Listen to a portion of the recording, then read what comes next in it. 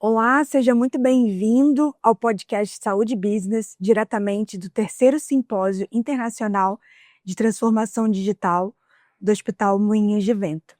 Eu sou Amanda Gonçalves, curadora de conteúdo do Saúde Business, que é um portal de notícias focado em gestão no setor da saúde e também é canal oficial dos eventos Hospitalar, Healthcare Innovation Show e Saúde Business Forum.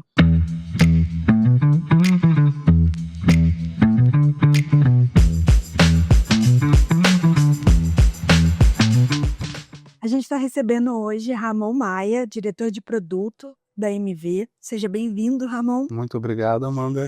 A gente vai falar sobre um tema bastante corriqueiro, que é a conexão entre indústria, tecnologia e inovação, que a gente também já falou aqui nessa temporada. Ramon, eu vou começar perguntando para você o que vocês têm trabalhado de mais avançado, de mais moderno, né, para otimizar processos, para melhorar diagnóstico, personalizar tratamento e conseguir entregar melhores resultados. Bom, Amanda, primeiramente, prazer imenso estar aqui com você, discutindo desse assunto extremamente relevante, de alto impacto para a sociedade. Mas, avançando um pouco aqui na tua pergunta, né? Acho que o principal pilar, o principal fundamento que precisa se trabalhar antes de falar da tecnologia, né, final, seja, né, do modelo de inteligência artificial, seja da solução, acima de tudo, trabalhar numa boa estruturação de dados, porque o dado ele sempre é a coleta da realidade na ponta, seja qual for o seu negócio, e principalmente da saúde, né? Ele traduz os desafios que se encontram na ponta, no seu público final, na entrega de valor do seu serviço. Obviamente, nós estamos trabalhando com tecnologias extremamente avançadas, complexas, principalmente dentro do campo da inteligência artificial, mas o trabalho principal nesse momento, no que nós estamos focando e sendo muito, de uma certa forma, sniper nisso, é trabalhar numa boa construção de dado e um bom arcabouço de dado, porque o dado ele é o que alimenta todas as tecnologias e dentro do âmbito da inteligência artificial, você pode ter o melhor modelo, o melhor código do melhor modelo, mas se ele não tem uma boa base de dados, um processo confiável na estruturação dessas informações, ele não vai conseguir trazer inputs que no fim do dia vão gerar uma disrupção na qualidade, na melhor entrega do serviço. Então, eu diria que o principal trabalho é entender como estruturar o dado da melhor maneira possível, né? E, obviamente, como usar isso a favor na entrega da eficiência com tecnologias como inteligência artificial. Quando a gente olha para outros desafios da saúde, como a própria interoperabilidade, né, que é a principal alavanca de eficiência a ser trabalhada no médio prazo, que pode mudar o ponteiro da eficiência da saúde como um todo, em todos os sentidos, tanto na saúde pública quanto na saúde suplementar, né? Então nós estamos falando de tecnologia que revolucionam, mas que no fim do dia precisam de uma boa estruturação da informação, do dado, e a MV como a principal orquestradora da saúde no Brasil, né? A nível de capilaridade, nós somos o player com maior penetração, presente em todo o território brasileiro, né? Milhões e milhões de brasileiros transacionando dentro da nossa plataforma anualmente, passando por todo o sistema de saúde no Brasil. Nós temos uma grande responsabilidade de saber trabalhar com toda essa informação que é gerada e como trabalhar da maneira mais eficiente possível para que o uso dessas tecnologias satélites, como inteligência artificial, blockchain, mirando automatização de processos, interoperabilidade, ela alcance seu objetivo final. Então, no fim do dia, é sempre como você vai captar insight na ponta, na operação, transformar isso em dado estruturado e esse dado ser a fundamentação para o desenvolvimento da sua tecnologia. Pegando um gancho aí do que você falou, que vocês estão no Brasil todo, a gente sabe que o Brasil é um país imenso, com realidades super distintas. Sei que vocês estão presentes tanto no sistema público quanto privado, na saúde filantrópica, que é o caso aqui do Moinhos. Eu queria saber como calibrar, como atender diferentes instituições com diferentes realidades e entregar o resultado que ela almeja, entregar o melhor resultado para o paciente. Se você pudesse compartilhar um pouquinho de Com como é isso. certeza. Pô, Amanda, a sua pergunta é uma pergunta extremamente pertinente e inteligente, porque nela a gente consegue captar uma percepção que é real, que existe um nível de fragmentação no ecossistema de saúde, na verdade, que impede a saúde de ser um ecossistema vivo, Sim. né? E toda essa fragmentação, ela aponta para uma dor que é uníssona, independentemente da saúde privada, pública, seja quando você está atendendo uma instituição filantrópica, seja você atendendo uma operadora de saúde. Na verdade, eu diria que a palavra-chave que vai transformar a saúde, que vai revolucionar a saúde, se chama eficiência, né? E, consequentemente, a maior dor da saúde é a ineficiência, né? São trilhões e trilhões de dólares por ano a nível global, e se a gente for aprofundar isso no contexto brasileiro, a conta também é estratosférica, gastos em ineficiência, né, no sistema de saúde, e isso acaba tornando a saúde cada vez mais árdua de ser sustentada, né, gerando barreiras, impedindo o avanço da democratização.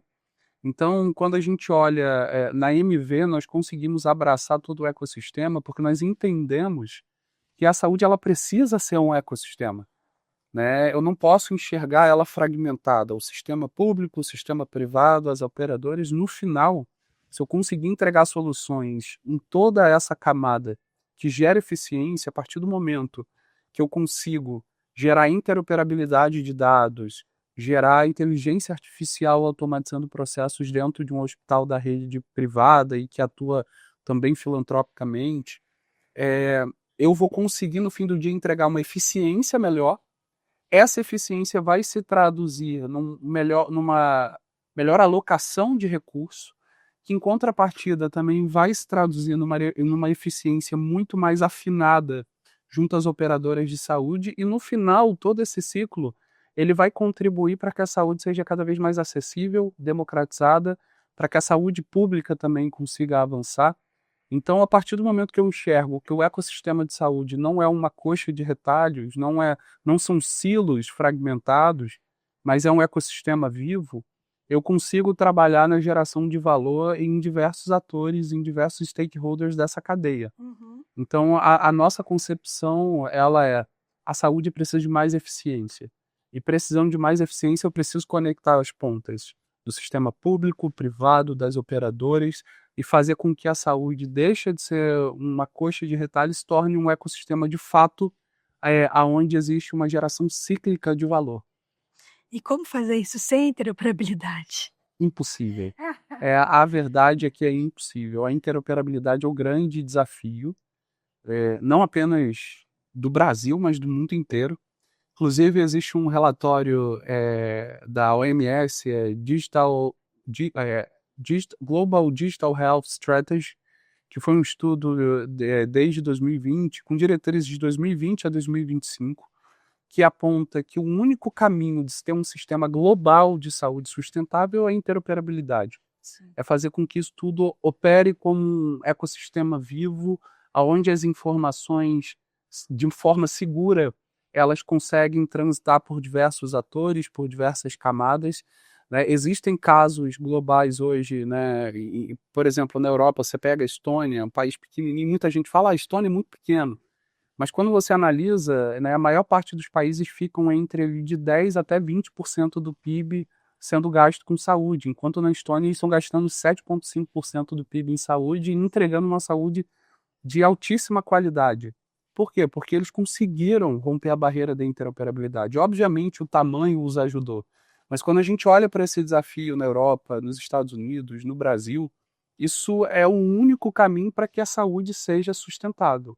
Olhando para o contexto brasileiro, a gente está conseguindo dar passos, né, comparando com o passado, mas nos últimos 5 anos, passos muito consistentes foram dados que nos colocam nesse trilho, como a RNDS e diversas outras ações, mas a gente ainda tem um desafio muito grande, que é fazer todo o sistema de saúde falar a mesma língua, criar protocolos e infraestrutura transacional para que isso opere de forma uníssona, mas eu entendo que cada vez mais é o nosso papel como uma empresa de tecnologia, nós, quanto executivos do setor de saúde, levantar essa bandeira, né, e atuar como evangelistas dizendo que todas as nossas soluções desenvolvidas, elas precisam mirar padrões abertos, com segurança, obviamente, né, e acima de tudo interoperável para que a eficiência da saúde como um todo ela seja uma realidade e a gente consiga trocar a ineficiência pela eficiência.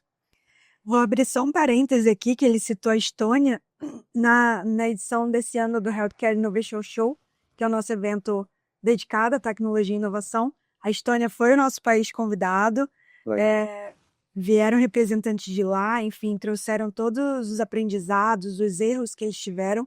Foi incrível, isso originou um e-book que está disponível no Saúde Business. Legal. Então, se você estiver acompanhando, Ramon também, se quiser acessar, é só acessar o Saúde Business e baixar o e-book, que eu tenho certeza que vai ter informações valiosas. A gente está encaminhando aqui para o final do nosso bate-papo, Ramon. Queria só tocar num aspecto que é bastante sensível, que é a parte de privacidade e segurança dos dados, né? Eu queria saber quais estratégias e tecnologias vocês têm adotados para garantir, né, a segurança da informação dos pacientes, né, em sistema de saúde digital. A segurança, ela nunca foi, talvez nunca antes na história, ela foi um desafio tão urgencial quanto esse momento que a gente está vivendo. E aí o porquê?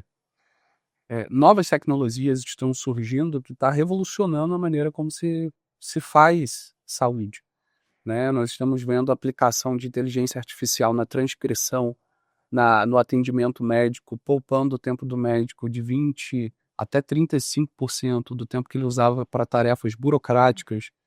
Ele conseguia agora focar 100% no cuidado do paciente. Inteligência artificial sendo utilizada em processos administrativos, otimizando, né, soluções de faturamento, de otimização de processos como a glosa, né, diversas soluções, mas ao mesmo tempo essas tecnologias estão sendo utilizadas para fraude, né? Então, da mesma forma que você consegue atingir escalas exponenciais com a inteligência artificial para melhoria de uma operação de saúde, de um hospital, de uma operadora ou da saúde como um todo, você também consegue utilizar a inteligência artificial para cometer fraudes, para tentar quebrar barreiras de segurança. Então, nós temos feito diversos trabalhos dentro da MV, dentro e fora com os nossos clientes, em prol disso. Eu digo que o principal pilar é a conscientização, né? Quando obviamente a gente fala de cybersecurity, existe muita camada tecnológica, muita tecnologia em volta disso, muitas barreiras que precisam ser construídas, mas a principal dela é cultural. É gerar um letramento no mundo corporativo, dentro da empresa, para os seus clientes, da importância de desenvolvimento de processos que sejam cada vez mais seguros. Dentro da MV, a gente está fazendo isso incansavelmente, gerando testes, gerando programas de conscientização, as melhores práticas possíveis internamente, em troca de informação, em acesso de informação. Essa é a principal frente de atuação e com os nossos clientes trabalhando essa conscientização ativamente. Na construção de tecnologia, soluções como a OnePass, que revoluciona a forma dos clientes acessarem as nossas soluções e também distribuírem as licenças, isso gera mais uma camada de proteção e apoia cada vez mais o desenvolvimento de tecnologia de forma segura e muitos outros, mas eu diria que o nosso trabalho está sendo muito embasado, primeiramente, dentro de um desenvolvimento cultural da importância que cibersegurança não é apenas para aquele cara que entende de código, fica analisando, obviamente, né, ali dentro da Deep Web, ou seja lá onde for, quais são os caminhos de vulnerabilidade. Óbvio, a gente precisa de um time técnico muito forte, mas também a consciência de que a cibersegurança é uma responsabilidade de todos. E ela também envolve processos, boas práticas. Então, nós estamos trabalhando muito forte isso internamente e com os nossos clientes, e o desenvolvimento de tecnologias como o OnePass e a aplicação de inteligência artificial em muitos outros módulos da MV são um caminho que a gente está pavimentando, fazem parte do caminho que a gente está pavimentando para o desenvolvimento cada vez mais de uma saúde segura. Muito bom. Obrigada mais uma vez Eu que pelo seu agradeço. tempo, compartilhar seu conhecimento. Queria só que você deixasse uma mensagem final para o pessoal que está assistindo a gente, uma reflexão para quem está, seja gestor, seja profissional de saúde, que está nessa trilha de desenvolvimento, de transformação digital, cada um na sua realidade, mas fica à vontade. Legal. Bom, acho que foi até tema da nossa palestra, a principal provocação e reflexão que eu deixo é: nós estamos numa era onde a tecnologia ela já faz quase tudo, né, a nosso favor. Mas existe uma característica que ela, independentemente, daqui a 1000 anos, né, provavelmente computação quântica, não vamos tão longe assim, daqui a 30, 40 anos, provavelmente computação quântica vai estar já aí muito mais acessível, a AI vai estar em outro patamar, mas a nossa capacidade reflexiva de olhar para desafios, propor soluções e entender como a tecnologia é um meio e não um fim em si mesmo, é o grande diferencial.